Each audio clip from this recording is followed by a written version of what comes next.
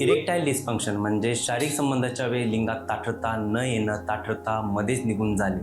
याला केवळ लैंगिक समस्या समजायचं का? तर असं बिलकुल नाही.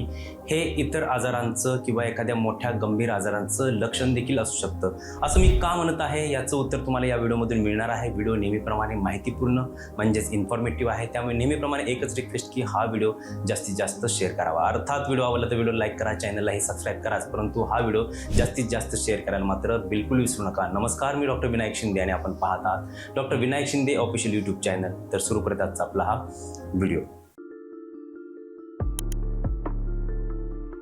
इरेक्टाईल डिस्फंक्शन म्हणजेच लिंगात ताठरता न येणे याला केवळ लैंगिक समस्या समजायचं नाही तर इतर आजारांचं लक्षण असतं. हे मी असं का म्हणत आहे? तत्पूर्वी तुम्हाला इरेक्शन प्रोसेस होती कसं हे समजून सांगतो.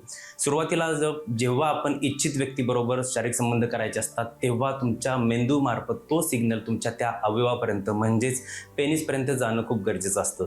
त्या ठिकाणी नर्व सिग्नल प्रॉपर काम केल्यानंतर ब्लड फ्लो जो आहे तो रेग्युलर होऊ लागतो किंवा सुरळीत चालू लागतो. ब्लड फ्लो आणि नर्व सिग्नल यामुळे पेनिसमध्ये ताठरता म्हणजेच इरेक्शन येण्यास मदत होते. आता विचार करा, जर या कार्यामध्ये बिघाड झाला म्हणजे इरेक्शन होण्यासाठी कोणत्या गोष्टी गरज असते? तर एक म्हणजे ब्लड फ्लो, दुसरी म्हणजे नर्व सप्लाय आणि तिसरी गोष्ट म्हणजे मसल स्ट्रेंथ. म्हणजे जेव्हा इरेक्शन येत नाही म्हणजे या 3 कार्यामध्ये कुठेतरी बिघाड झालेला असतो. आता आपण क्रमाक्रमाने थोडा कारणांचा विचार करूया.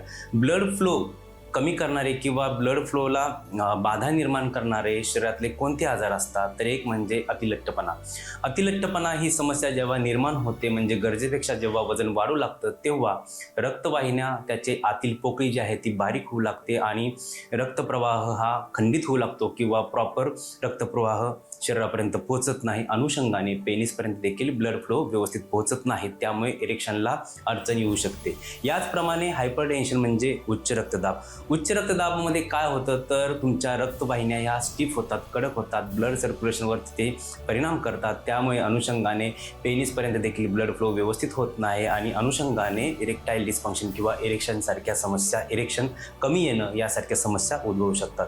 त्यानंतर तिसरा एक आजार एक महत्त्वाचा असतो, तो म्हणजे डायबिटीस. डायबिटीसमध्ये सुद्धा केवळ ब्लड वेसल्सवरतीच परिणाम होतो असं नाही तर नर्व सिस्टीमवरती देखील परिणाम होतो, याचबरोबर मसल स्ट्रेंथवरती देखील परिणाम होतो. त्यामुळे डायबिटीस सारखी कंडिशन निर्माण झाली तरी देखील इरेक्शनला प्रॉब्लेम येऊ शकतो. त्यामुळे मी व्हिडिओच्या सुरुवातीलाही सांगितलं होतं की केवळ इरेक्टाईल डिस्फंक्शन ही लैंगिक समस्या समजू नका, तर ते इतर आजारांचं लक्षण असू शकतं. अशातच जर तुम्हाला स्मोकिंगसारखी सवय असेल तर आणखी तुमची समस्या वाढू लागू शकते. त्यामुळे तुम्हाला गरजेचं काय आहे की वेळोवेळी तज्ज्ञ डॉक्टरांच्या मार्गदर्शनाखाली जर तुम्हाला ही समस्या 3 महिने किंवा 6 महिने यापेक्षा अधिक कालावधीपासून जाणवत असेल, तुम्ही या 3 ते 6 महिन्यामध्ये शारीरिक संबंध करत असताना तुम्हाला 70 ते 75% वेळा अपयश आलं असेल तर तुम्हाला तुमच्या काही टेस्ट करून घेणं महत्त्वाचं असतं. डॉक्टरांचा सल्ला घेणं खूप महत्त्वाचं असतं. असं जर केलं तुम्ही तर तुम्हाला वेळीच आजाराचं निदान होतं आणि बऱ्याचदा इतर काही गंभीर आजार असतात त्याचंही निदान होतं. त्यामुळे केवळ इरेक्टाईल डिस्फंक्शनची ट्रीटमेंट सोयीस्कर होते असं नाही तर इतर आजारांची ट्रीटमेंट घेण्यासाठी देखील तुम्हाला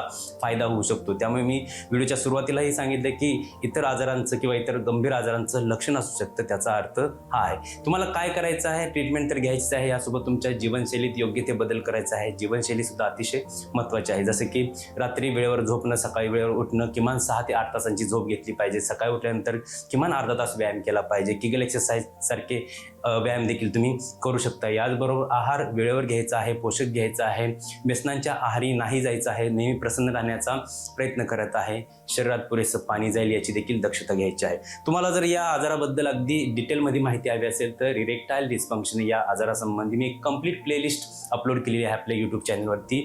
त्या प्लेलिस्टची लिंक खाली व्हिडिओच्या डिस्क्रिप्शनमध्ये तुम्हाला पाहायला मिळेल. याचबरोबर आपला एक इंस्टाग्रामचं पेज आहे डॉक्टर विनायक शिंदे ऑफिशियल, तिथेही जाऊ शकता. तिथेही दैनंदिन जीवनातल्या छोट्या छोट्या टिप देण्याचं मी काम करत आहे.